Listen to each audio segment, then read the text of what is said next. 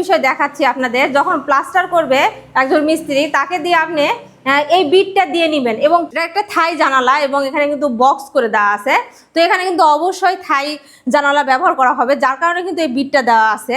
এবং এই জানালা যখন থাই জানালা এখানে যখন বসাবে, তখন কিন্তু এই বিটের কারণে যে ওই পাশের যে বৃষ্টির পানি, সাবটের যে বৃষ্টির পানি, সেটা কিন্তু ভিতরে প্রবেশ করতে পারবে না। এখন আপনি বলবেন যে থাই জানালা দিয়ে কীভাবে বৃষ্টির পানি আসে?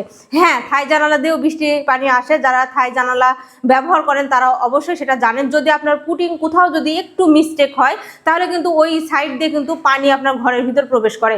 এবং এটা কিন্তু আমি নিজেও আমার একটা সাইটে আমি দেখেছি, এবং সেটা আমি দেখেছি জন্য আপনাদের বলতেছি। তো আপনারা অবশ্যই যখন একজন মিস্ত্রি প্লাস্টার করবে, তাকে দিয়ে এই যে 1/2 ইঞ্চি একটা পুরুত্ব একটা বিট দিয়ে নেবেন, যাতে করে আপনার থাই জানালার যে বৃষ্টির পানিটা আছে, বাহির থেকে সাবটের যে পানিটা আছে, সেটা যেন আপনার ঘরের ভিতর না পড়ে। এবং যেন পড়লেও সেটা যেন এপাশে চলে যায়। দেখতে পাচ্ছেন এপাশে কিন্তু চলে যাবে এই বিটের কারণে।